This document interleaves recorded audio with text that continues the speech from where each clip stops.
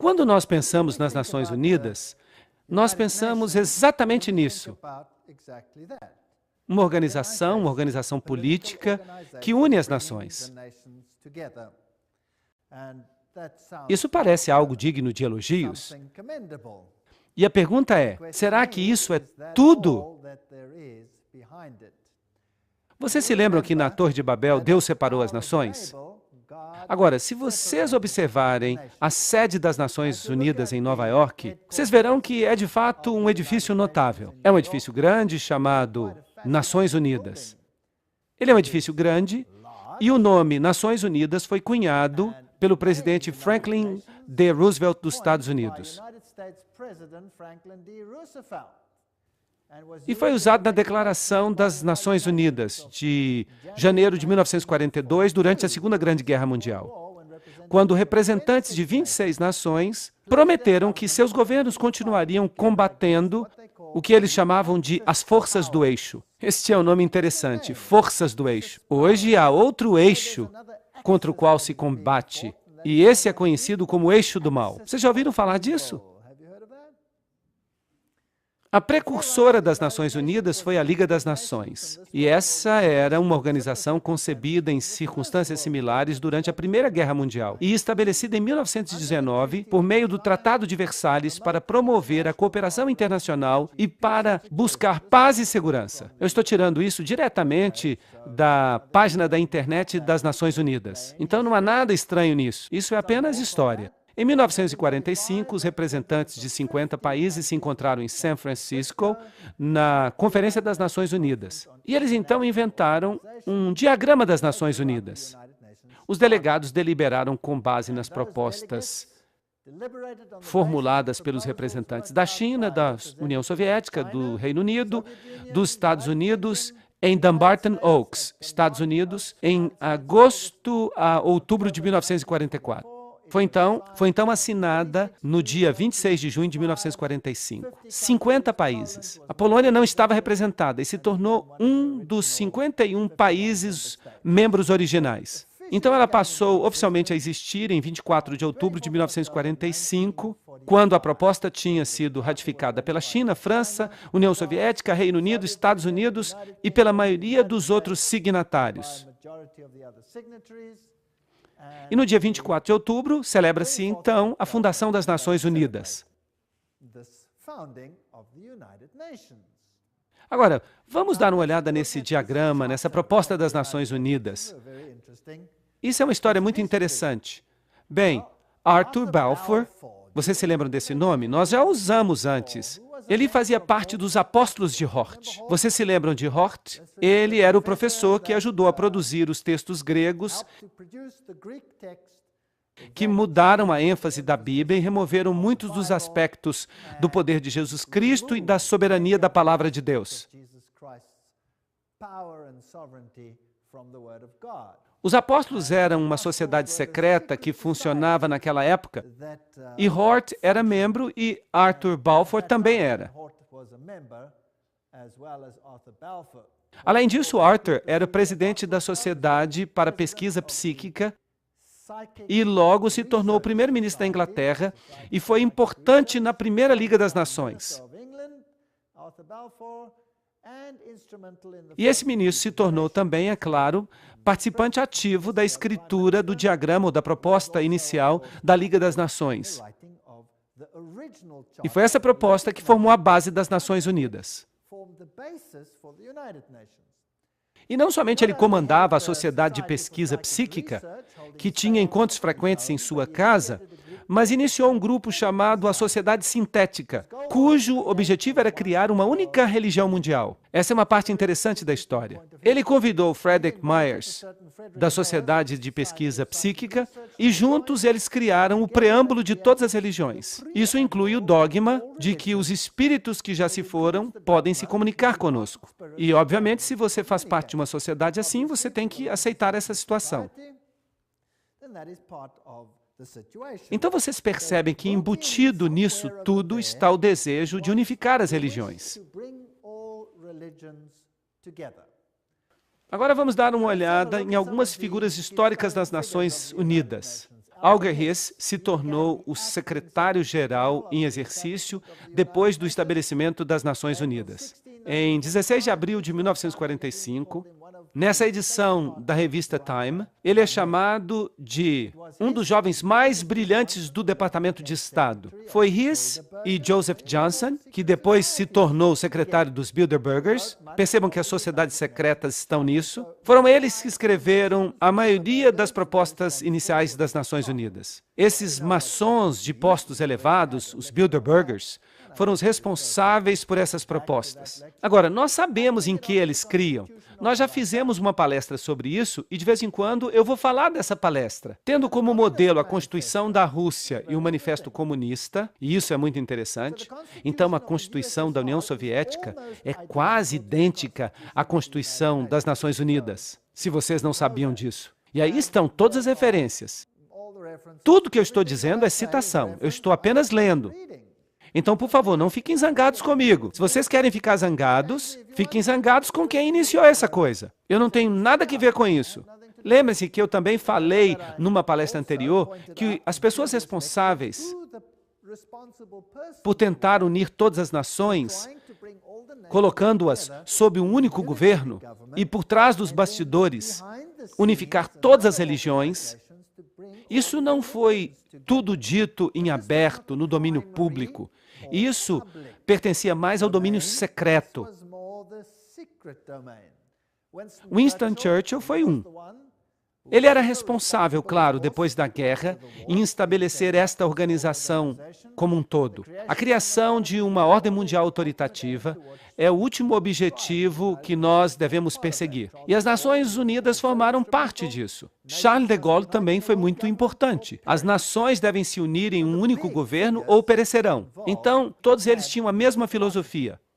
E havia esse homem, eu não sei nem como pronunciar o nome dele, Tryggve, o primeiro secretário-geral oficial das Nações Unidas. Ele era um membro elevado do Partido Trabalhista Social Democrático da Noruega, que, por falar nisso, era uma espécie de ramificação da Terceira Comunista Internacional. Então veio este homem, Dag Hammarskjöld, e ele foi o segundo secretário-geral.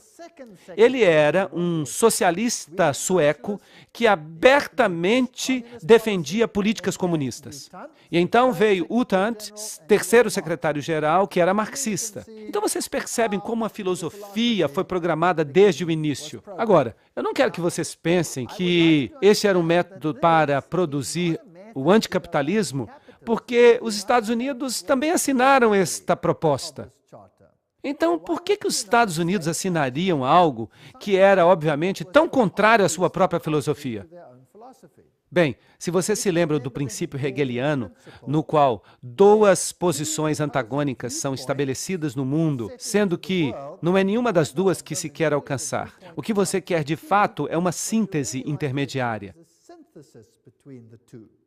Então, o que você vê de fato são socialistas na função suprema de secretários-gerais. Mas se essas pessoas têm propensões marxistas ou propensões capitalistas neste nível, isso não faz a menor diferença. Com isso, o método quer criar é uma síntese, que é o tipo de governo que se deseja a partir de tudo isso. Então, deste caos, você eventualmente consegue o que você quer. Agora, esse U Thant, claro, um dos primeiros secretários-gerais, ele disse: os federalistas mundiais defendem diante de nós a visão de uma humanidade unificada, vivendo em paz, debaixo de uma ordem mundial. O coração desse programa, uma única sob a lei mundial, é realista e passível de ser alcançado. Isso é apenas para lembrar o que nós já dissemos antes. E é claro, por trás dos bastidores, sempre você tem o papado. Como vocês podem ver em todas estas palestras, o papado está sempre muito envolvido em tudo. Aqui está o Papa Paulo VI com o secretário-geral U Thant. Agora, este homem era marxista. Bem, vamos colocar dessa forma. Publicamente, ele defendia uma agenda marxista. Mas se você fosse de fato um iniciado, uma pessoa de dentro, ele de fato não tinha essa agenda. Isso era apenas uma questão de aparências, como Hegel também diria. Então não é surpreendente que aqui nós tenhamos um outro aperto de mão com outro secretário-geral cujo nome era Kurt Waldheim. Agora, qual que era a agenda ou qual que era a visão política de Waldheim? Alguém sabe? Alguém quer dar um chute? Quando a sua visão política se tornou pública, houve muitas manifestações como resultado disso, pois ele era nazista. Sim, vocês conseguem perceber a filosofia hegeliana aparecendo aqui? Aí você tem o marxismo, a antítese, ali você tem o nazismo, a tese, e no meio, a síntese. Então não importa de fato que filosofias eles escolhiam, porque no final das contas dava tudo na mesma coisa.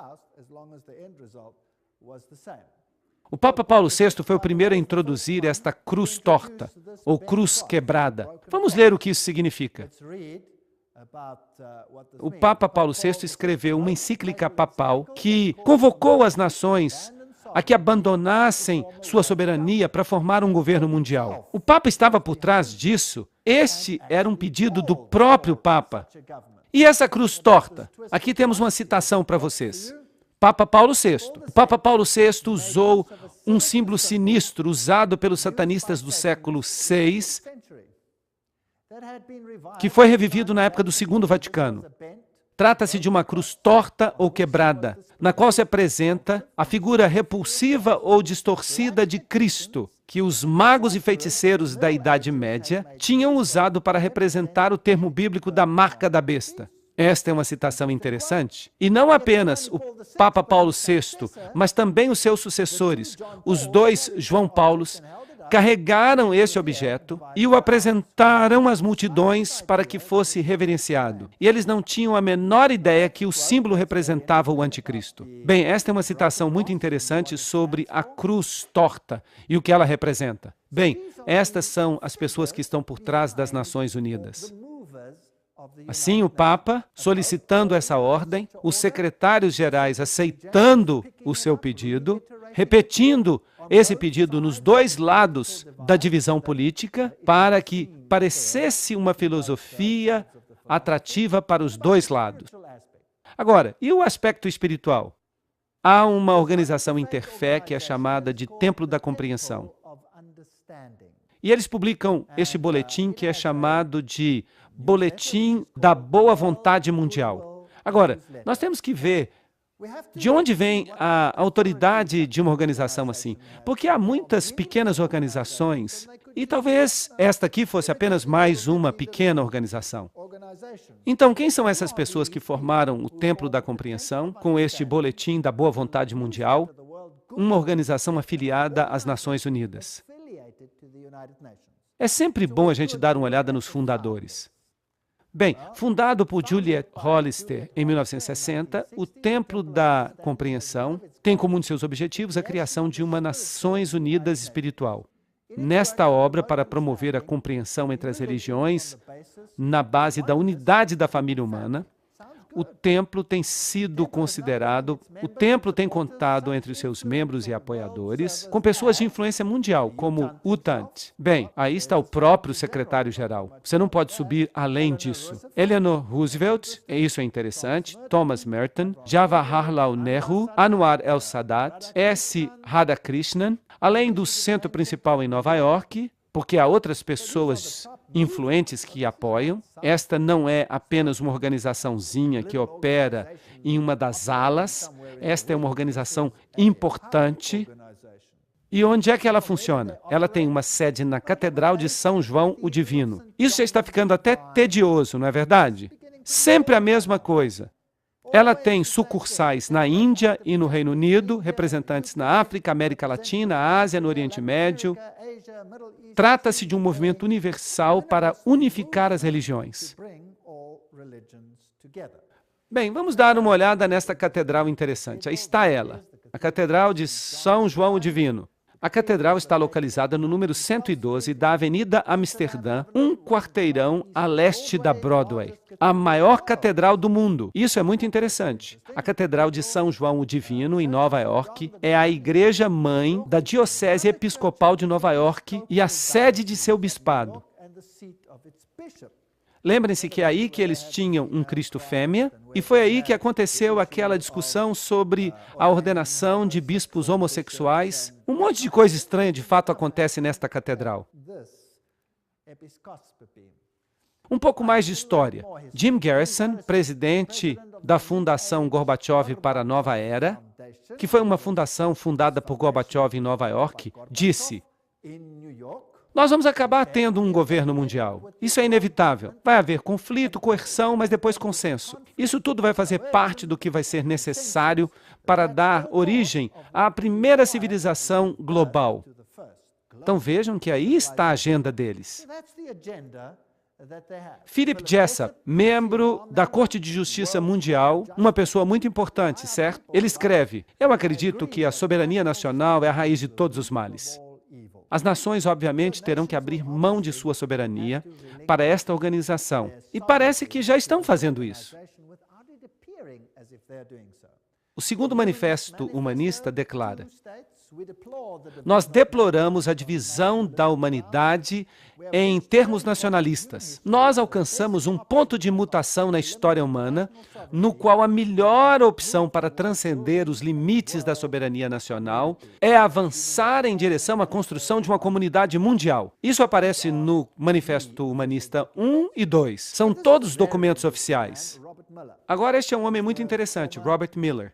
Ele é um antigo secretário-geral assistente das Nações Unidas, mas agora ele passou para o campo espiritual dentro das Nações Unidas. Ele é também chamado de profeta da esperança das Nações Unidas. Ele escreveu: nós temos que avançar o mais depressa possível em direção a um governo mundial, uma religião mundial, um líder mundial. Isso é muito interessante. Então, essas pessoas são as mais importantes. Agora, a filosofia. Eu estou sempre interessado na filosofia e em quem são as pessoas que estão por trás dos bastidores. E nós sempre chegamos aos mesmos velhos nomes, repetidas vezes. No livro A Conspiração de Aquário, de Marilyn Ferguson, uma pesquisa com pessoas da Nova Era mostrou que a figura mais influente para o despertar espiritual da Nova Era foi Pierre Teilhard de Chardin. Vocês se lembram quem ele era? Sacerdote jesuíta. Vejam vocês. Aí vocês têm o catolicismo, os jesuítas, como os principais incentivadores das Nações Unidas. Agora, o que Robert Mueller, o antigo secretário-geral assistente das Nações Unidas, tinha para dizer?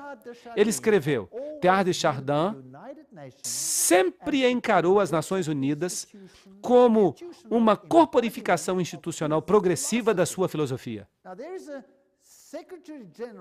Agora, aí está um secretário-geral assistente dizendo que as Nações Unidas corporificam a filosofia de Teilhard de Chardin. Agora, o que Teilhard de Chardin disse? Eu já mencionei uma parte da filosofia dele, mas vamos dar uma outra olhada com mais detalhes. Ele escreveu: embora a sua forma ainda não seja completamente discernível, a humanidade amanhã despertará para um mundo pan-organizado. Um mundo pan-organizado. Bem, ok. O que mais ele tem a dizer? Teilhard de Chardin influenciou o seu amigo Padre de Breverie, que inspirou seus colegas que começaram um amplo processo de elaboração global e a longo termo das Nações Unidas. Isso afetou muitas nações ao redor do mundo. O próprio Robert Miller diz: eu fui profundamente influenciado por Teilhard de Chardin.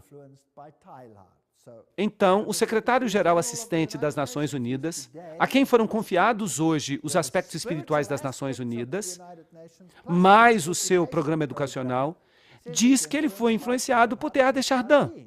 E Robert Miller escreve em seu livro O que eles mais me ensinaram foi a felicidade, dizendo: qualquer pessoa que gosta de Teilhard de Chardin reconhecerá nessa transcendência espiritual o que ele anunciou enfaticamente como o próximo estágio de nossa evolução. Então, vai haver uma transcendência espiritual daquilo que parece ser político para o espiritual. Bem, nós já vimos na palestra anterior que Teilhard de Chardin era um sacerdote jesuíta francês, eugenicista, marxista, panteísta, evolucionista, que talvez tenha estado envolvido naquele famoso embuste do homem de Piltdown. Ele era humanista e é conhecido como o pai da Nova Era. Trata-se de um homem muito influente, e ele parece ter estado muito ocupado. Ele sonhava com o fato de que a humanidade um dia se uniria a Deus e que perceberia sua divindade no chamado ponto ômega. Essa crença inspirou muitos líderes da nova era de hoje. De fato, Chardin é um dos escritores mais frequentemente citados pelos principais ocultistas da nova era. Eu também disse isso quando nós estávamos discutindo o movimento da nova era. Eu só estou lembrando vocês disso. Então nós podemos ficar unificados com Deus. E essa então seria a aparência do homem. E vejam que eu tirei isso diretamente da página dos jesuítas na internet. Eles todos falam dessa síntese evolucionária. O mundo da mente e do espírito. O mundo físico e o mundo da mente e do espírito. A união desses dois. E aqui estão algumas de suas citações. Vamos ver alguns detalhes mais. Este é o espírito da filosofia das Nações Unidas. Interessante. É uma lei do universo que em todas as coisas haja uma existência anterior. Antes de qualquer forma, há sempre uma forma anterior, menos evoluída. Nós todos estamos evoluindo em direção à divindade. Vejam que ele está dizendo que todos nós estamos nos tornando deuses. Que filosofia maravilhosa! O que eu estou propondo é que nós estreitemos a lacuna entre o panteísmo e o cristianismo, trazendo o que poderíamos chamar de alma cristã do panteísmo ou o aspecto panteísta do cristianismo. Que fascinante, hein? Deus está em tudo. Deus não é uma entidade separada. Nós mesmos somos deuses, fazemos parte de Deus. Quem é panteísta acredita nessas coisas. Eu só posso ser salvo quando eu me tornar um com o universo. Essa é também a filosofia do budismo. Eu acredito que o Messias, a quem nós aguardamos, a quem nós todos, sem dúvida, aguardamos, é o Cristo universal, ou seja, o Cristo da evolução. Bem, essa é a filosofia de Teilhard de Chardin. Não é interessante? Então, infelizmente, eu não posso concordar com um único jota dessa filosofia. Ela não é bíblica. De fato, ela é uma blasfêmia.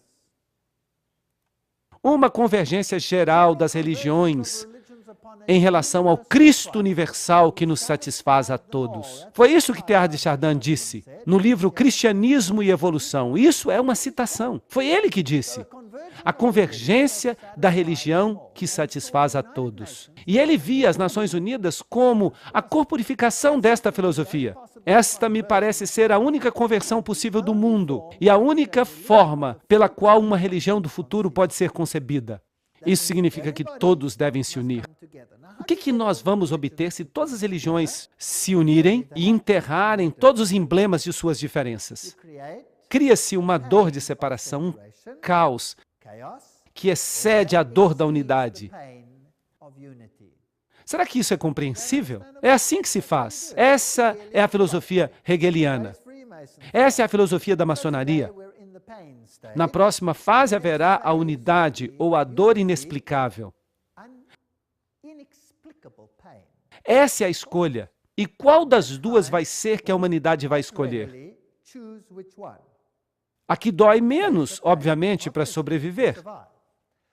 Agora, vamos dar uma olhada em todos esses secretários gerais. Vamos tentar descobrir se eles, de fato, abraçam essa filosofia ou não. Este é Dagmar Agnikau Hammarskjöld. Ele foi secretário-geral das Nações Unidas de 10 de abril de 1953 a 18 de setembro de 1961, quando ele morreu num acidente de avião, e ele era o quarto filho do primeiro-ministro da Suécia durante os anos da Primeira Guerra Mundial. Agora, o que ele fez nas Nações Unidas? Bem, uma das primeiras coisas que ele fez foi produzir ou criar uma sala de orações. Aí está ela, do lado esquerdo. Uma pedra no meio da sala tem muita coisa a nos dizer. Podemos imaginá-la como um altar, vazio não porque não haja Deus, não porque ele é um altar a um Deus desconhecido, mas porque é dedicado ao Deus a quem o homem adora sob muitos nomes e muitas formas. Que interessante. Aí está, então, uma sala de orações que tem só um altar de pedra que é construído com a forma de um retângulo, se vocês observarem, que tem certos significados interessantes. E todo o edifício, toda a sala, tem a forma de um trapezoide. Agora, o que isso quer dizer? Bem, aí também está o olho que tudo vê, e esse símbolo que nós vemos aqui está entre os hititas. É também o símbolo, se você olhar com cuidado, das Nações Unidas. Tem uma coroa de louros e tem a face voltada para cima no lugar exato onde é substituído pela terra. Talvez a melhor forma de compreender o que o olho que tudo vê representa é examinar a arquitetura da Sala de Meditação das Nações Unidas, em Nova York. A sala de meditação tem a forma de uma pirâmide, um trapezoide, sem a pedra de cima. Do lado de dentro, a sala tem pouca iluminação, mas vindo do teto está um raio de luz focado que se irradia até um rude altar de pedra. Na parede que está bem em frente, temos um mural moderno fantástico. E ele dinamicamente está cheio de símbolos do ocultismo, contendo 27 triângulos de várias configurações, uma mistura de pano de fundo preto, branco e colorido. E também uma linha vertical em forma de cobra. No centro está o olho que tudo vê, que atrai a atenção de milhões que visitam as Nações Unidas, com sua imagem surpreendente de suspeita e onipresença. Esta é uma citação de Tex Mars. E vejam algumas citações mais.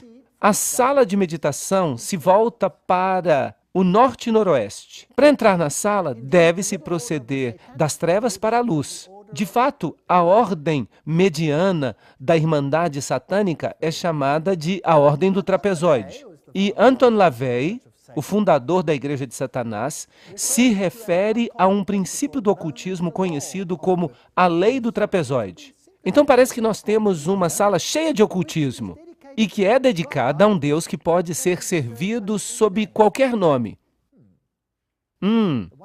O que eu conheço tem um nome apenas. E Robert Miller, o padrinho espiritual das Nações Unidas e antigo secretário-geral, ele escreve o seguinte: podem-se contar várias histórias tocantes da transformação espiritual que as Nações Unidas têm realizado, a tal ponto que este pequeno lugar na Terra está se tornando terra sagrada. Por exemplo, o economista racional e intelectual Dag Hammarskjöld teve um encontro com Deus nas Nações Unidas e encontrou ali inspiração para sua obra como servo do mundo nos místicos da Idade Média. Vejam que ele não encontrou a sua inspiração da Bíblia. Ele a encontrou onde? Dos místicos. E nas suas extremidades, a sua decoração está cheia de espiritualidade e misticismo. Aí está. Essas são as palavras das próprias Nações Unidas ou de seus representantes, dizendo de onde esta inspiração veio. Agora vamos voltar um pouco até Foster e Alice Bailey. Alice Bailey foi a pessoa que recebeu mensagens ditadas de um espírito e que é conhecida como a profetisa da nova era. Eles começaram um grupo chamado Boa Vontade para o Mundo, uma ONG oficial dentro das Nações Unidas.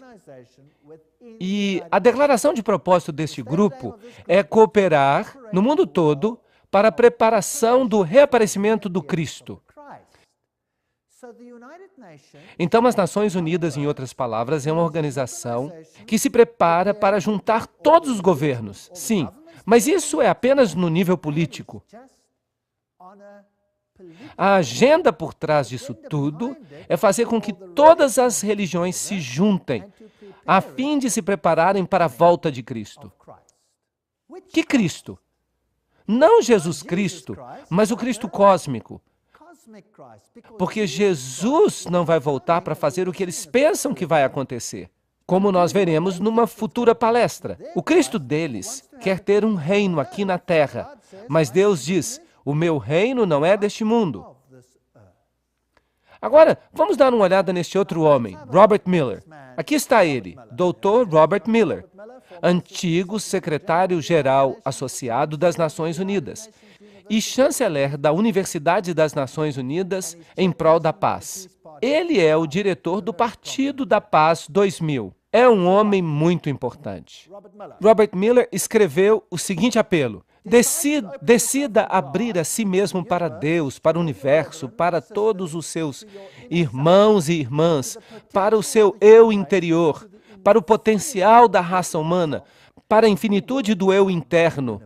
E você se tornará o universo. Você se tornará a infinitude. E você será finalmente real, divino, estupendo. Vejam que se trata da mesma filosofia. O que ele está dizendo aqui? Que nós podemos nos tornar Deus. Tudo bem? Então aí está o promotor, o mentor da filosofia das Nações Unidas.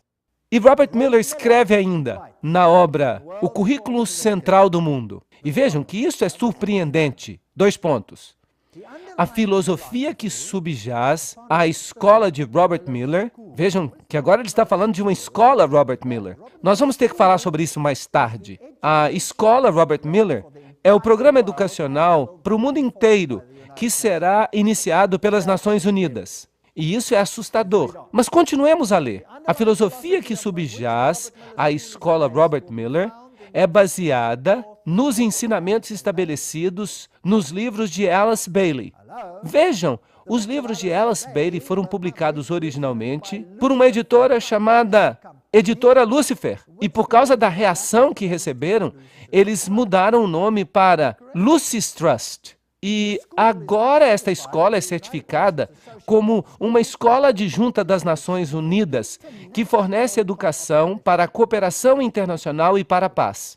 Isso é um grande negócio. Então, a filosofia é baseada nos escritos canalizados por Lúcifer, que preparam para a vinda de Lúcifer.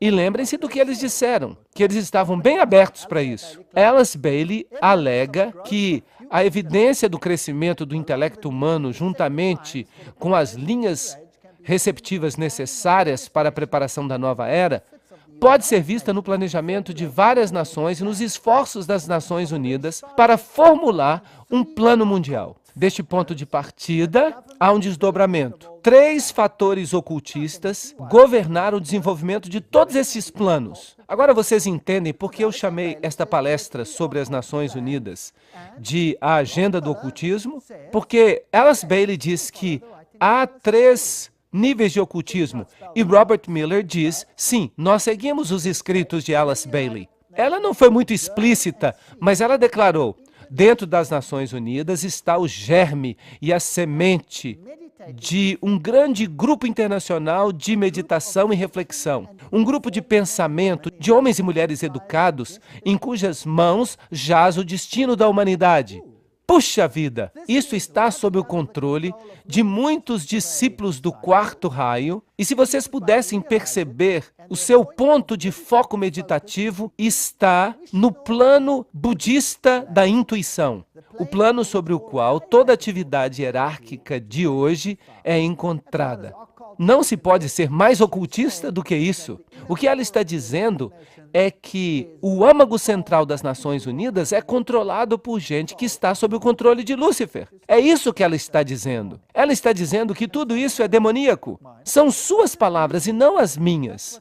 Eu só estou lendo.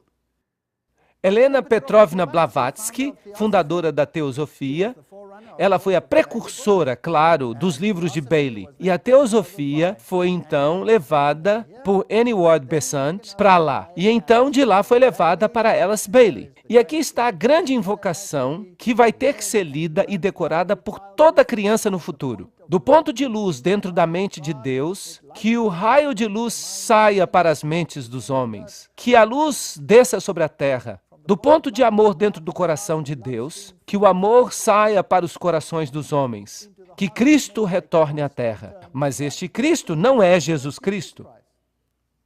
Do centro onde a vontade de Deus é conhecida, que o propósito guie as vontades diminutas e pequenas dos homens. Oh, que legal, parece bem pejorativo. O propósito que os mestres conhecem e servem. Que arrogância! Do centro que nós chamamos a raça dos homens, que o plano de amor e luz funcione e que ele possa selar a porta onde habita o mal. Isto é interessante. Que porta é essa onde habita o mal que deve ser selada? Bem, se você entende alguma coisa de ocultismo, você saberá que eles chamam a luz de trevas e as trevas de luz, e que eles dizem que Jesus é o mal. Nós lemos todas essas citações quando nós demos uma palestra sobre aquele assunto. Eles a selam, porque ali habita o mal. Que a luz e o amor e o poder restaurem o plano da terra. Restaurem que plano? Restaurem o plano de quem? E o plano daquele que a fez não é restaurado. Bem, quem separou as nações? Deus separou as nações. E qual é o foco das Nações Unidas? Unir as nações. Então eles querem restaurar aquilo que o mal bagunçou com este movimento brilhante de confundir as línguas. Bem, então continua dizendo, em resumo, que Deus e o diabo se confundem já por 4.500 anos. Quem está de fato no controle, então? Bem, aqui está Annie Besant na sua roupa de grau 33 da maçonaria. Comaçonaria. Vocês se lembram que nós falamos deste assunto. O livro Texto da Teosofia ensina a imortalidade, a reencarnação, a deidade do homem. Vejam a declaração de Djwhal Khul, que também inspirou Alice A. Bailey. Ele fala o seguinte sobre Alice A. Bailey. A.A.B., Alice A. Bailey, sabe quem eu sou e me reconhece pelos meus 2 nomes.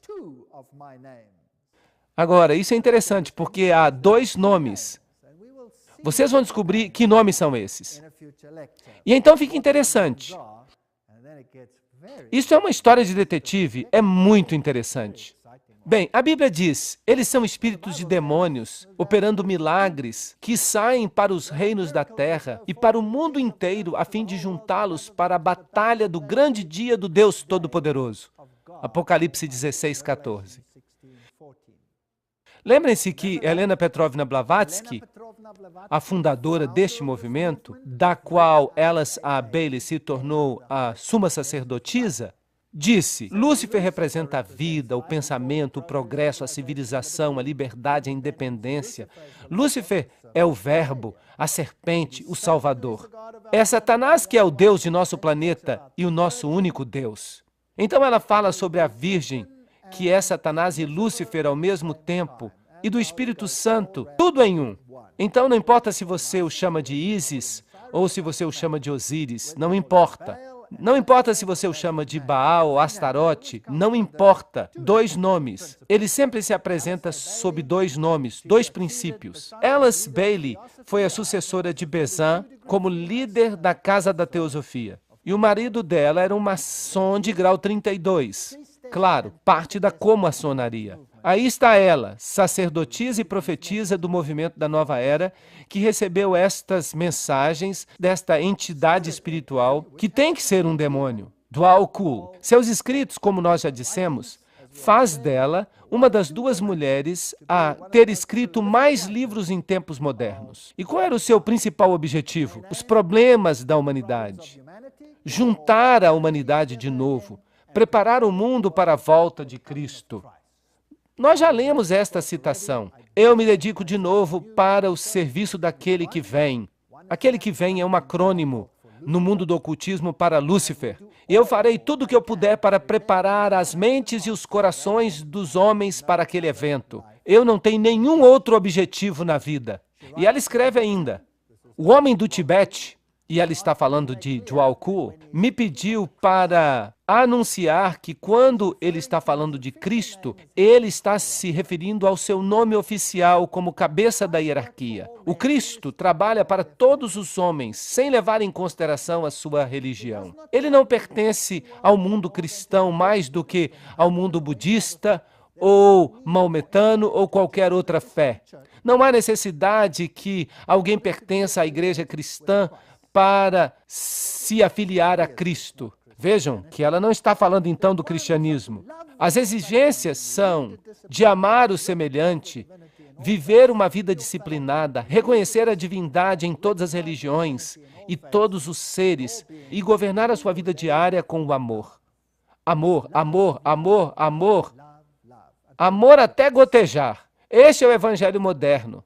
Ninguém mais pode advertir o outro. Ninguém mais pode falar de pecado. Ninguém mais pode falar de salvação. Ninguém mais pode apontar para Jesus Cristo como Salvador. Mas se você ama alguém, você não se vê na obrigação de advertir essa pessoa dos problemas que jazem à frente? E Alice Bailey escreveu, em primeiro lugar, ele vai voltar para um mundo que é essencialmente unificado. Vejam que não precisa estar todo unificado. O principal efeito da sua aparição certamente será demonstrar para todos os países os efeitos de um espírito de inclusão. Então, seu principal objetivo será desenvolver um espírito de inclusão. Uma inclusão que será canalizada ou expressa através dele. Então, o seu espírito trabalhará para fazer com que isto aconteça. E ela escreve, todos aqueles que buscam relacionamentos humanos corretos serão automaticamente atraídos a ele. Ahá! Então, não temos que buscar a Jesus Cristo. Nós temos que buscar os relacionamentos humanos corretos. Vocês percebem que a ênfase fica toda na humanidade? Todos que buscam estas coisas serão automaticamente atraídos a ele. Quer eles pertençam a uma grande religião do mundo ou não. Nós precisamos, então, de um espírito de inclusão. Bem, vamos continuar a leitura. Todos aqueles que não veem nenhuma diferença básica entre as religiões, ou entre os homens, ou entre as nações, o rodearão. Perceberam isso? Então, se eu não vejo diferença entre o cristianismo e o budismo, e eu não vejo diferença entre o hinduísmo e o cristianismo, então eu o rodearei. Se eu não vejo diferença entre as nações, eu o rodearei. E continua a leitura. Aqueles que corporificam o espírito da exclusão e da separação, igualmente serão automaticamente revelados, e todos os homens saberão quem eles são. Isso é legal. O que a Bíblia fala sobre este assunto? A Bíblia diz, saí e separai-vos. A Bíblia pede um espírito de separação.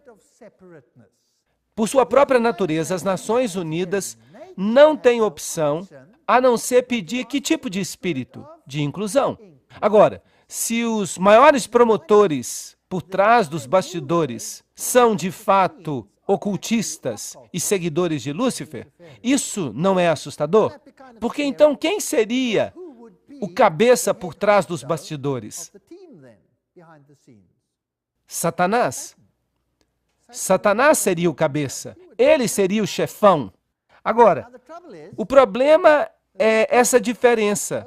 Uns dizem, saí dela, separai-vos. E os outros dizem, vamos ser inclusivos, vamos ficar todos juntos. A resposta vem com clareza. Ele voltará sem falha quando uma certa quantidade de paz já tiver sido restaurada. Não é preciso ter uma paz mundial, mas apenas uma certa medida de paz. E a Bailey continua. A principal exigência para a volta de Cristo é um mundo que esteja em paz.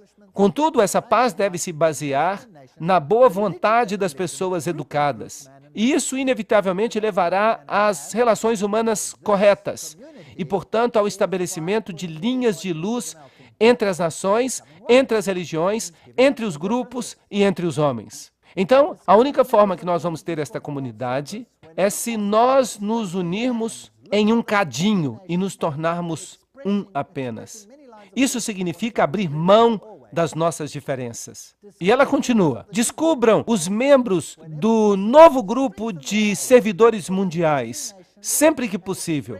Fortaleçam suas mãos. Busquem-nos em todas as nações e expressem muitas linhas de pensamento e pontos de vista. Lembrem-se sempre que na doutrina e no dogma, nas técnicas e nos métodos, eles podem diferir amplamente de vocês, mas eles têm o mesmo amor pelos seus semelhantes. Esta se tornou a religião do novo mundo. Não o amor a Deus, mas o amor aos semelhantes. Continuando, na boa vontade prática e na devoção para o estabelecimento de relações humanas corretas, eles estão do seu lado. Eles são seus iguais e provavelmente ensinam o mesmo tanto. Então, eles estão dizendo, esqueçam-se de todas as diferenças religiosas. Promovam sem cessar a obra da boa vontade mundial, para que toda nação possa ter o seu grupo de homens e mulheres dedicados ao estabelecimento de relações humanas corretas. Todo o poder foi dado, então, aos homens, em vez de a Deus. E é com base nesse ensinamento que Cristo levantará a superestrutura da irmandade dos homens, pois as relações humanas corretas são uma expressão do amor de Deus. Isso é tudo que nós ouvimos nos sermões do Novo Mundo. O que é importante são as relações humanas corretas. O que é importante é que nós aceitemos uns aos outros, independentemente de quem sejamos. O que é importante é que nós saiamos de mãos dadas. Mas e a fidelidade a Deus? E os princípios bíblicos? Não, eles dizem que nós temos que abrir mão deles. A revista da Partilha Internacional diz o seguinte: mas na alvorada de um dia, a visão das Nações Unidas há de salvar o mundo. E quando a realidade das Nações Unidas começar a dar fruto, então o fôlego de imortalidade será uma realidade viva sobre a Terra. E aqui está o hinduísta Sri Chinmoy, líder espiritual, sacerdote atual das Nações Unidas.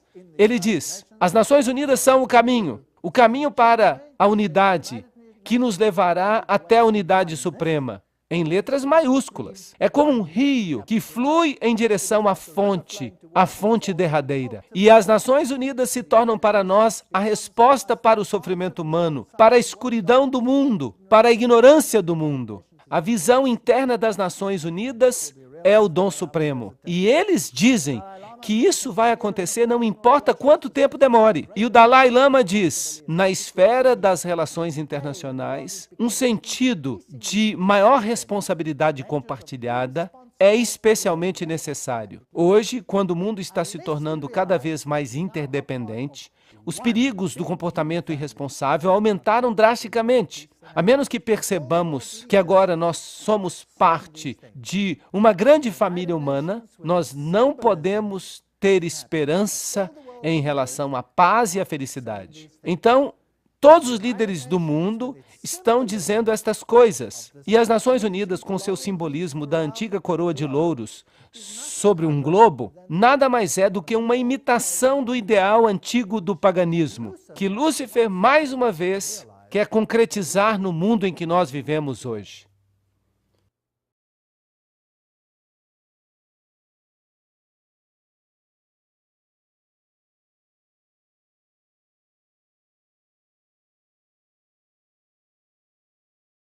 Como já vimos, o símbolo das Nações Unidas é muito semelhante a um velho símbolo hitita.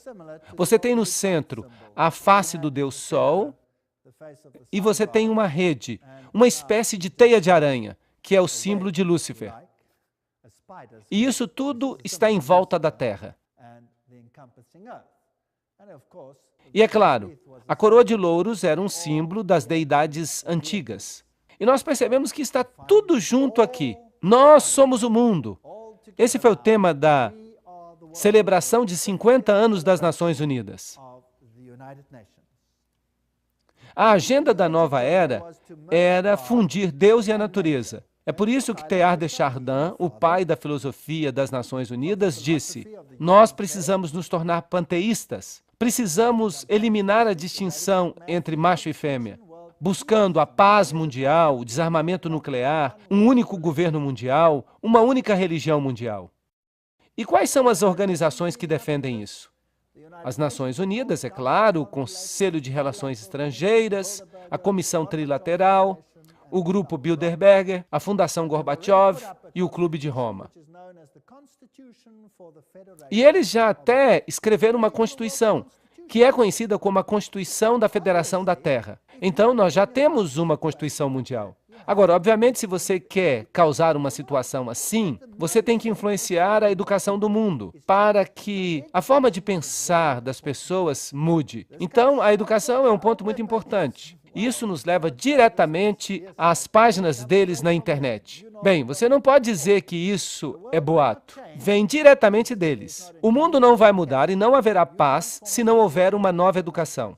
Escrito por U Thant, antigo secretário-geral das Nações Unidas. Nós precisamos de uma nova educação. A velha educação não serve mais. E o antigo diretor da Organização Mundial da Saúde, o Dr. Brock Chisholm, que é, claro, uma organização das Nações Unidas, diz: para conseguir um governo mundial, é necessário remover das mentes dos homens o seu individualismo. Isso é assustador, não acham? Remover a sua lealdade às tradições familiares.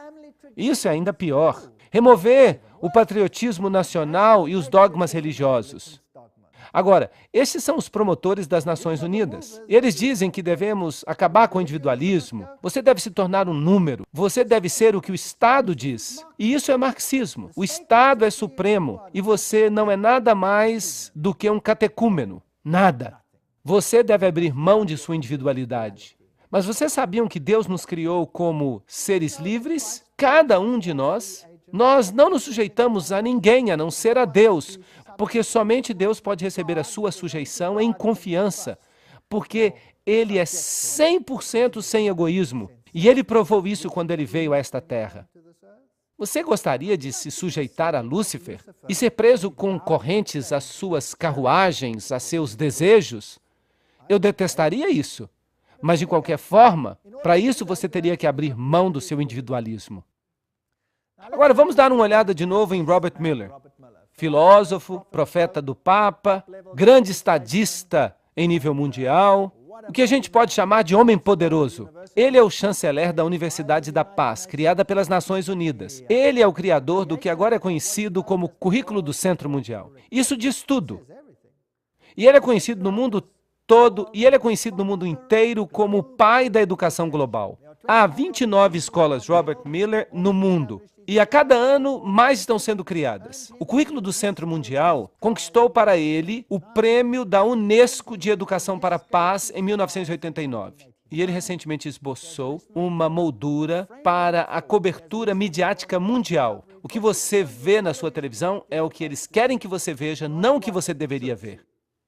No serviço público, ele também esboçou uma moldura para a consciência cósmica e planetária e uma moldura para as artes e a cultura. Bem, então, a sua forma de pensar culturalmente deve ser transformada. Você deve se encaixar numa moldura para as artes e a cultura. Esse é um jeito de falar ocultista. Afinal de contas, ele mesmo disse que ele é um seguidor de Alice Bailey. Miller é, então, o autor do Currículo do Centro Mundial. O que ele faz? E vejam que isso é uma citação. Nós precisamos incutir nas nossas crianças uma cidadania global, crenças centradas na Terra, valores socialistas, uma forma de pensar coletiva, para que elas se tornem a mão de obra para o século XXI. Vejam, seus filhos devem ser modificados. Nós estamos vivendo, de fato, num mundo assustador. O que Robert Miller escreve sobre esse Currículo do Centro Mundial? Ele diz: um currículo de centro mundial pode parecer utópico hoje. No final do ano 2000, será que nós já passamos isso? Sim. Será uma realidade diária na Terra. O que ele está dizendo aqui? Todas as escolas do mundo. Agora, acreditem em mim, eu já vi o sistema educacional. Eu oficialmente deixei o sistema educacional há um mês. E o que eu tenho visto nos últimos anos, as mudanças, é de arrepiar o cabelo. Tudo isso é de arrepiar o cabelo. É de arrepiar o cabelo. Se é isso que nos espera, então que Deus ajude este mundo. Nós já vimos que ele diz que sua filosofia se baseia em Alice Bailey. E o Currículo do Centro Mundial está ligado a essa unol.org. E qual é o seu ensinamento? O nosso lar planetário, a paz no universo, em um lugar por vez. Tudo isso faz parte de histórias evolucionistas. A família da humanidade, essa humanidade global, o milagre da vida individual e os centros coordenadores do mundo, tudo isso está aí. As escolas internacionais Robert Miller, o que será que elas ensinam? Bem, elas têm, por exemplo, o Instituto Xamã. E eles têm todos esses interessantes símbolos do ocultismo e as coisas que eles representam. Eleusis, olhos que tudo veem, a psicologia humanística. E esse aqui é um dos pontos de ensinamento das escolas Robert Miller. Um facilitador xamânico, astrólogo, operador do círculo sagrado, autor do livro Iniciação e Astro-Xamanismo. Ele fala aos guias interiores. E o que mais? Ele diz que a oficina oferece ferramentas práticas para a jornada até as dimensões estáticas, além do tempo convencional. Ele diz, o programa inclui jornadas xamânicas, uso de tambores, festas cerimoniais, recuperação da alma, conexão com os guias e espíritos. Isto é espiritismo do pior tipo. E isto é proibido na Bíblia. Não admira que a Bíblia não faça parte dos livros desta organização. E Robert Miller diz, no nível mundial, as Nações Unidas adotaram uma estratégia de desenvolvimento econômico mundial. Alimento, agricultura, este é o Plano de Alimento Mundial. E um plano de saúde mundial, um plano de alfabetização mundial, um plano de emprego mundial, um plano de indústria mundial. Eles já planejaram cada detalhe de nossas vidas. Agora, outra organização que é muito importante é a Unesco. Vamos dar uma olhada na Unesco. É uma suborganização das Nações Unidas. E Julian Huxley é o antigo diretor da Unesco. Ele foi escolhido humanista do ano. Ele é um filósofo ateu, membro do Bureau Colonial Comunista, da Sociedade Britânica Fabiana e um signatário do Segundo Manifesto Humanista. Na minha opinião, essa não é uma boa recomendação. E tem mais. Archibald MacLeish, membro da Caveira e Ossos, escreveu a Constituição da Unesco. Então ele deve também ser membro dos Illuminati, como nós vimos naquela palestra sobre o segredo por trás das organizações secretas. Portanto, foram maçons que ajudaram a criar a organização. Sendo homem internacional, MacLeish é um fervoroso defensor da União Mundial. E aqui está outro. Niebuhr. Ele é o cofundador da Unesco e ele assinou o CIECUS. Agora, o que significa isso? Apareceu em 1969 e eles imprimiram isso na revista New York Times.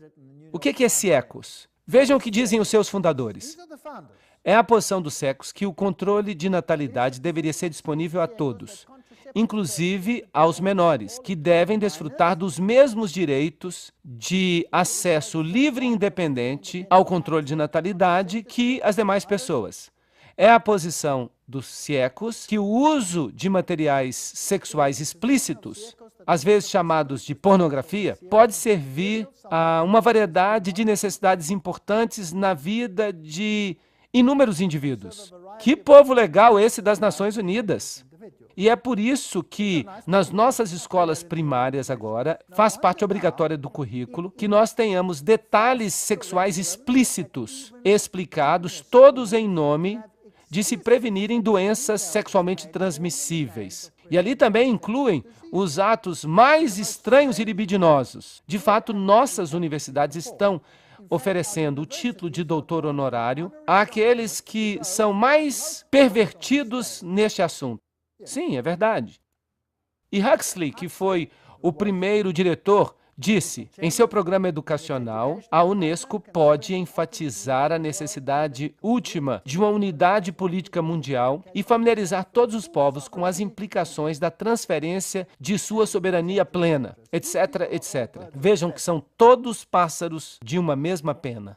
E a própria Unesco explica, se a Unesco é atacada em termos de que ela está ajudando a preparar as pessoas do mundo para um governo mundial, é um erro nós precipitarmos negações e declarações apologéticas. Sejamos francos, o trabalho da Unesco é ajudar a criar e promover os elementos da cidadania mundial.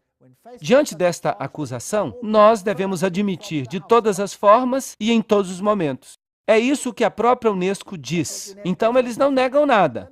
Sob a orientação de Huxley, eles prepararam um guia para professores. Agora, eu gostaria que os pais prestassem atenção. Por favor, todos os que têm crianças, anotem isso. O que é esse livro Guia das Nações Unidas para os Professores? Este livro diz, que é quando se destruírem o amor à pátria e o patriotismo, é que será dado o primeiro passo na educação da criança para a cidadania mundial. Vamos olhar outras coisas que este livro-guia tem. No volume 5, na página de abertura, está escrito: na sala de aula com crianças com menos de 13 anos de idade. Quando a criança entra na escola, a sua mente já foi profundamente marcada e marcada de forma prejudicial pelas influências anteriores, geralmente acontecidas no lar. Oh, isso é interessante. Então, isso precisa ser mudado. Então, quem é que está colocando esses pensamentos prejudiciais nas mentes das crianças? Os pais. E isso precisa ser mudado. Então, o objetivo da Unesco é mudar a estrutura mental de seus filhos, fazer com que eles se voltem contra os valores que os pais ensinaram e colocaram em suas mentes. Isso não é desrespeitar o quinto mandamento? Sim ou não? Honra teu pai e tua mãe para que se prolonguem os teus dias. Na página 8, o livro fala aos professores: o jardim da infância tem um papel significante a desempenhar na educação das crianças. Não somente ele pode corrigir muitos dos erros aprendidos no lar, mas também pode preparar a criança para que ela se torne membro, com a idade de 7 anos, de um grupo de sua própria idade e adquira hábitos para se tornar membro da sociedade mundial. Ahá! Até no jardim da infância. Então, agora os governos do mundo estão dizendo: você deve enviar os seus filhos para a escola numa idade mais tenra. Vocês sabiam disso? Os governos estão todos começando a dizer isso. E a Inglaterra agora passou uma lei. Quando? Este ano. Neste mesmo ano. E adivinha agora o que a lei da Inglaterra diz que deve ser a idade para as crianças irem para a escola? Aos 3 anos. Sim, aos 3 anos de idade. Você tem que enviá-los para a pré-escola. Isso parece bom e as mães gostam muito, porque elas não têm que tomar conta dos filhos. Mas quem está controlando a forma de pensar destas crianças? Quem está por trás disso? Os ocultistas. E na página 58, o livro Guia para Professores diz: como nós já apontamos, é frequentemente a família que infecta a criança com o nacionalismo extremo. Portanto, usem os meios descritos anteriormente para combater as atitudes da família. Mas o nacionalismo não é o seu último alvo. Qual é de fato o seu verdadeiro alvo? A religião. A religião. E no volume 5, página 11, está escrito: em nossa opinião, a história e a geografia deveriam ser ensinados nesta idade como história e geografia universais. O estudo de história levanta problemas de valor e seria melhor que nós os adiássemos até que o aluno seja livre dos preconceitos nacionalistas, que no presente impregnam o ensino da história. Então, toda a forma de pensar da criança deve ser mudada no programa de ensino. E este é o objetivo da Unesco. Não é um objetivo nobre. Eu não acho que seja, porque a autoridade da religião, dos pais, especialmente da religião cristã, é solapada. Agora, outra organização entra em cena. Esta é chamada de Organização Findhorn. E eles promovem a saúde ecológica e a prosperidade ecológica. Você já ouviu falar de ecologia hoje em dia? Sim. Agora, de novo, nós temos que buscar as pistas. Nós temos que sempre fazer um trabalho de detetive. Por causa da conexão de São Francisco, isso é, Francisco Xavier, com a natureza, o Papa João Paulo II o escolheu como o santo padroeiro da ecologia. Agora, São Francisco de Assis vem lado a lado com Inácio de Loyola, o jesuíta, só para vocês saberem. E é no dia de São Francisco que milhares de pessoas vão até a Catedral de São João o Divino. É uma catedral onde se abençoam os animais. Também o ocultista Robert Miller, que é o antigo secretário-geral associado das Nações Unidas, nos informa que São Francisco foi declarado santo padroeiro das Nações Unidas. O Papa faz, as Nações Unidas imitam. Quem está realmente em controle? Roma. E aí está ele. Se você quiser orar para ele, você pode. Se você não quiser orar para ele, você pode ignorar. O secretário-geral das Nações Unidas, U Thant, formou a organização Cidadãos Planetários com atividade da nova era, encabeçada por Donald Keyes. Agora nós estamos fazendo as ligações. Aqui está o manda-chuva das Nações Unidas com Donald Keyes. Cidadãos Planetários é agora uma ONG dentro das Nações Unidas, especialmente dedicada a preparar os povos para a vinda de uma nova cultura, dedicada especialmente à preparação dos povos para o advento da nova cultura. Vamos continuar falando de Donald Keyes. Aí está ele junto com Hugh Tunt. Donald Keyes tem estado ativamente envolvido com a comunidade Findhorn. Pegaram uma ligação. As Nações Unidas, o secretário-geral Hugh Tunt, Donald Keyes, a Findhorn, e escreve regularmente para a sua revista Uma Terra. E Donald Keyes escreveu: os grupos da nova era estão focando e entrando em um novo estágio, um estágio relacionado ao mundo. Eles estão maduros o suficiente para começar a ajudar a carregar o peso do fardo da humanidade. A disseminação de valores da nova era é como se fosse um fermento unificador na massa humana e pode ser um ingrediente crítico para a emergência com sucesso dos anos 80. Agora vamos tentar entender melhor a Findhorn. O seu logotipo é a chama de Lúcifer. Eles usam símbolos ocultistas, eles usam uma flor de lótus, e eles falam sobre sermos divinamente ordinários e divinamente humanos. O que nós estamos falando aqui? Que nós somos Deus. Deus falou a mim. Agora, quem é esse Deus que fala a eles? Bem, vamos perguntar ao seu porta-voz. Este é David Spangler. Aí está um de seus livros, Pai Místico e Místico Pai. E aí está o que essa educação vai fazer com seus filhos. Vocês sabiam disso?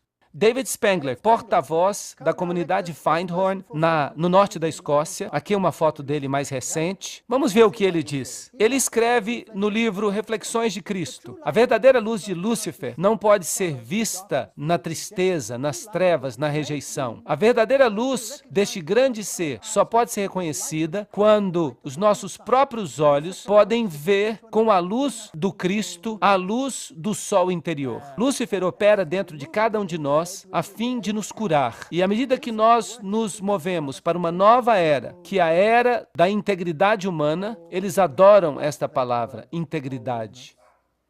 Cada um de nós, de alguma forma, chega ao ponto que eu chamo de iniciação luciférica, uma porta particular pela qual o indivíduo deve passar se ele vai chegar plenamente à presença de sua luz e de sua integridade. Lúcifer vem para nos dar o presente final da integridade. Então, quem de fato essas pessoas estão adorando? Eles estão adorando a Lúcifer diretamente. Lúcifer prepara o homem de todas as formas para uma experiência na qual eles vão se tornar o próprio Cristo. Nós nos tornamos Cristo e o Cristo prepara o homem para a experiência de se tornar Deus. Mas a luz que revela para nós a presença do Cristo, a luz que revela para nós o caminho até Cristo, vem de Lúcifer. Ele é o doador de luz. Ele é sabiamente chamado de estrela da manhã, porque ele é a luz que anuncia para o homem o alvorecer de uma consciência maior. É ele que está dizendo. São suas palavras. E ele escreve: nós podemos pegar todas as escrituras e todos os ensinamentos e todos os tabletes e todas as leis e todos os marshmallows e podemos fazer uma alegre fogueira, um churrasco de marshmallow, porque é isso que eles valem. Ok, eu não acho que eles gostam muito da Bíblia ou da lei de Deus. Esses são os promotores, os divulgadores das Nações Unidas. E eles falam de uma nova ordem econômica. Nós não vamos entrar em todos os detalhes. Eles dizem: nós afirmamos que a economia de todas as nações é um tecido sem ruptura. Vejam que eles querem tudo junto. Eles querem uma nova ordem econômica internacional. Esse é o comentário da boa vontade mundial.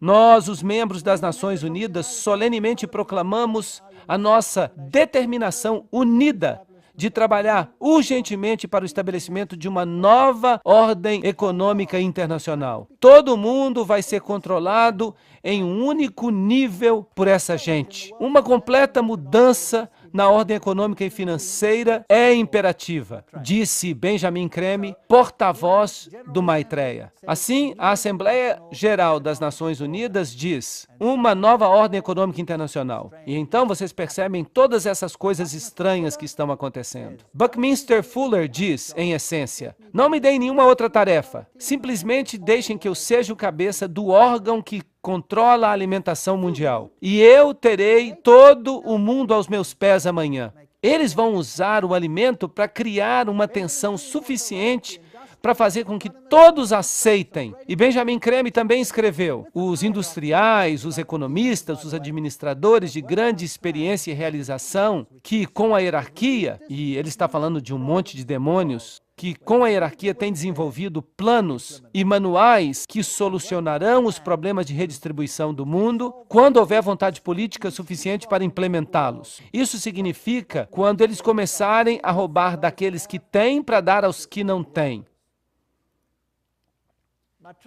E o próprio Maitreya, este Cristo da nova era, diz, as Nações Unidas são a principal esperança do mundo. Em seus interrelacionamentos, nós podemos ver um exemplo de democracia, o símbolo para essa expressão da vontade de Deus, que os homens chamam de boa vontade. Com o advento do Cristo, essa boa vontade fará com que todos os homens e todas as nações desenvolvam relacionamentos corretos e criem as circunstâncias necessárias para a expressão dessa síntese, que será o principal aspecto da civilização vindoura. Nesta empresa vasta, as Nações Unidas desempenharão um papel principal. Lembram de Apocalipse 17? Os 10 chifres que vocês viram são 10 reis que ainda não receberam reino, mas por uma hora eles receberão autoridade como reis, juntamente com a besta. Eles têm um propósito, e eles darão o seu poder e autoridade à besta. Eles farão guerra contra o Cordeiro. 10 regiões, de acordo com Gary K. O Clube de Roma dividiu o mundo em 10 regiões e escreveu a nova Constituição.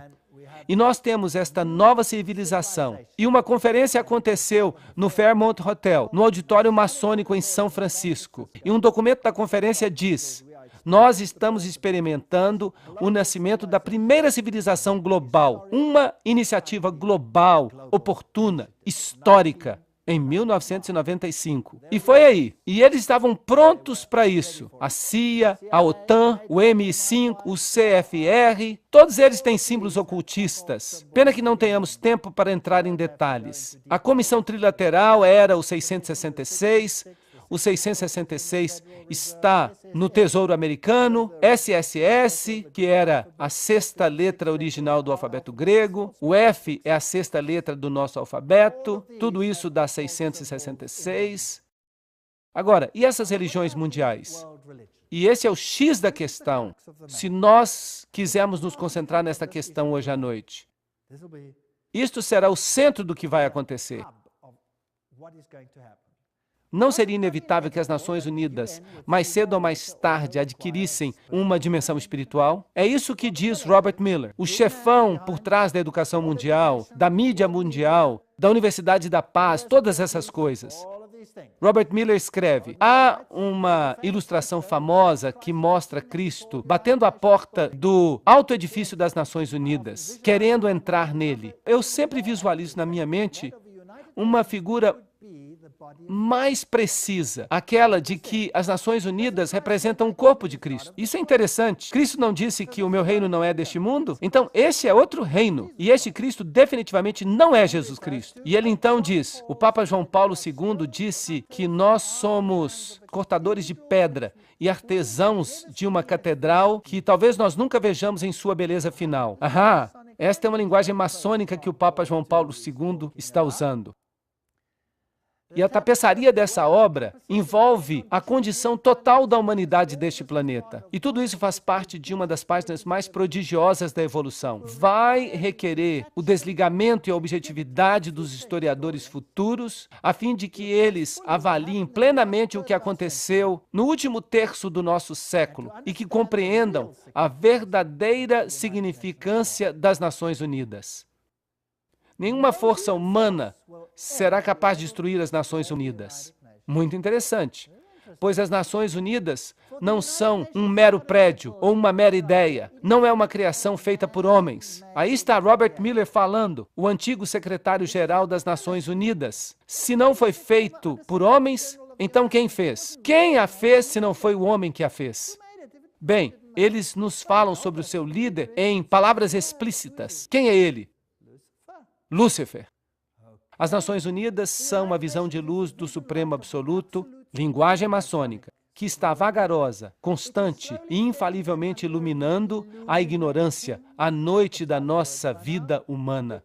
O sucesso divino e o progresso supremo das Nações Unidas, eles estão prestes a se tornar realidade. Na hora da sua escolha, o Supremo Absoluto vai fazer tocar o seu sino de vitória aqui na Terra, através do coração amoroso e servidor das Nações Unidas.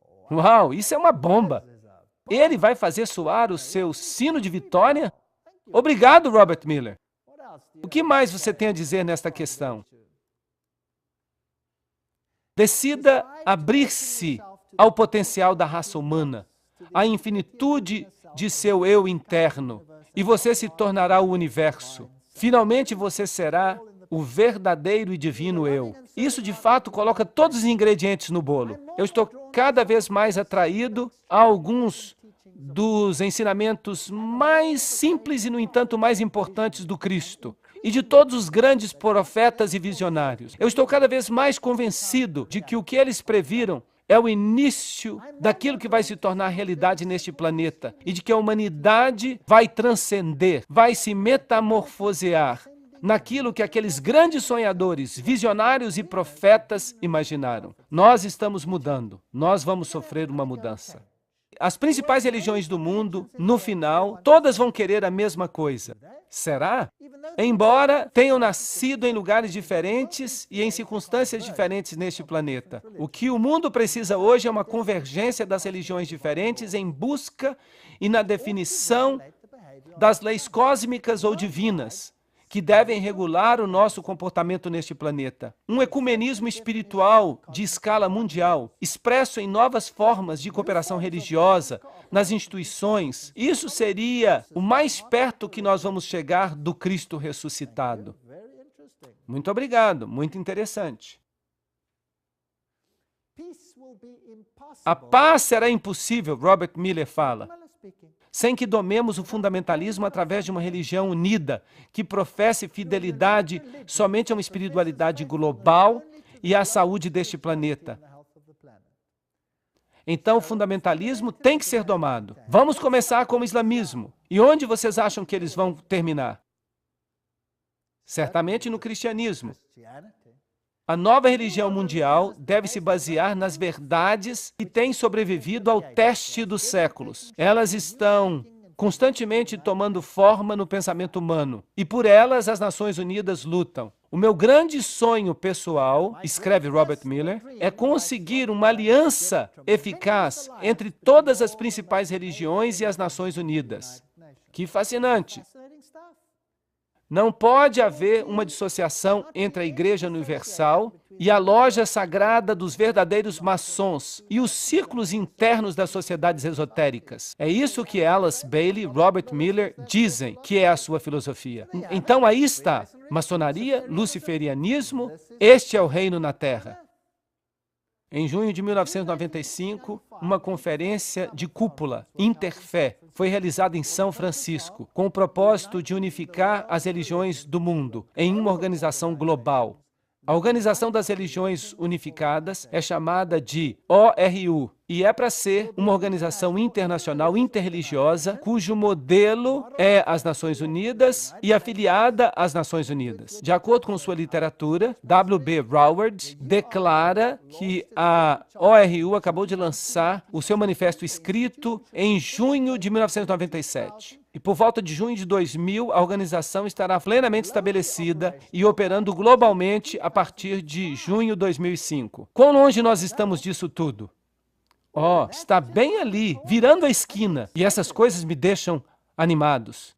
Ela vai cooperar intimamente com as Nações Unidas e suas organizações a fim de complementar a política e a diplomacia das Nações Unidas. Na Conferência Interfé, o bispo anglicano William S. Wing fez o desafio para uma nova civilização global. Ele disse: nós estamos no limiar de uma nova era mundial que pode ser definida por uma polarização crescente que alimenta uma espiral de escalada de conflito e violência, ou pela crescente cooperação global que apela à raça humana para que trabalhe os seus limites nacionais, étnicos e religiosos a fim de servir a um bem maior para o globo. Vocês percebem para onde caminhamos?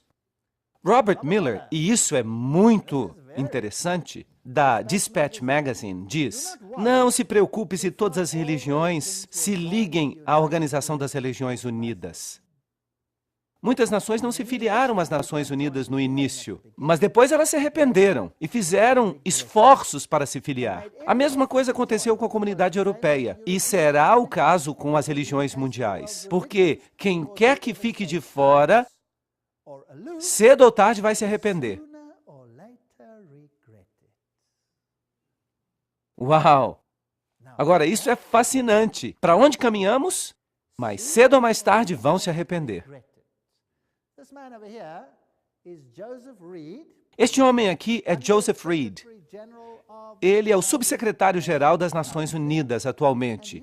E ele está falando numa grande convenção dos Adventistas do Sétimo Dia. E ele vai lhes dizer exatamente quem vai estar no controle. Vamos ouvi-lo.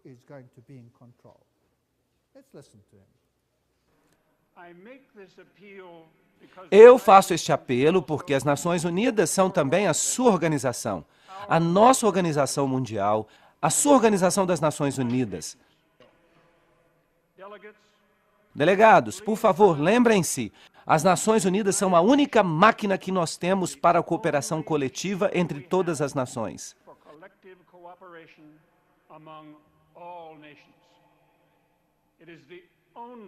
É a única instituição de escala mundial para promover o desenvolvimento. As Nações Unidas são o único mecanismo universal para proteger os direitos humanos. As Nações Unidas são a única moldura que compartilhamos para fortalecer a legislação internacional. Delegados, as Nações Unidas não representam o luxo da vida internacional. A obra das Nações Unidas é de vital importância para a melhoria da vida em nosso planeta. Isso é fascinante. As Nações Unidas são a sua organização. É o único corpo para isso, para aquilo. Agora, esse não foi o discurso que ele escreveu. Ele o leu para o secretário-geral das Nações Unidas. Agora nós temos um problema.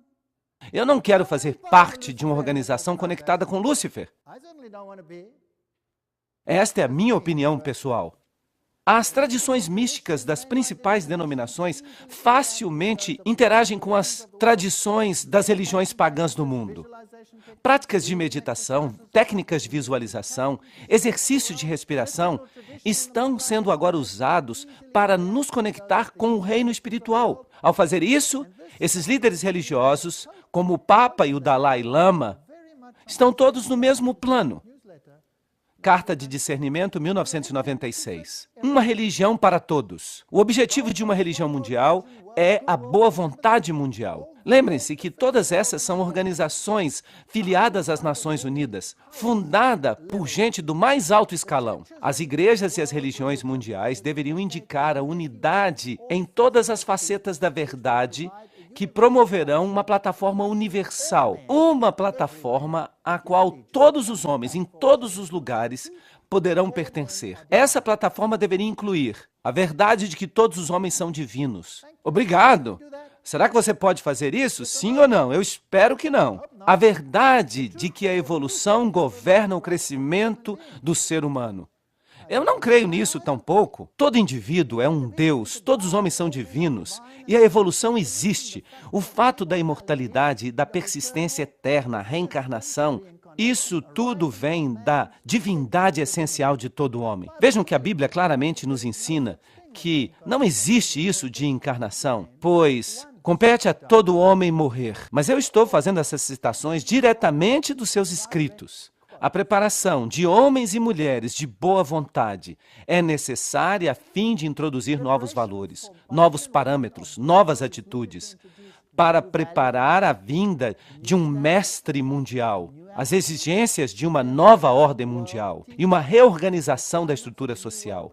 Eu mesmo não quero ter nenhuma parte com isso. Eu não quero nada disso.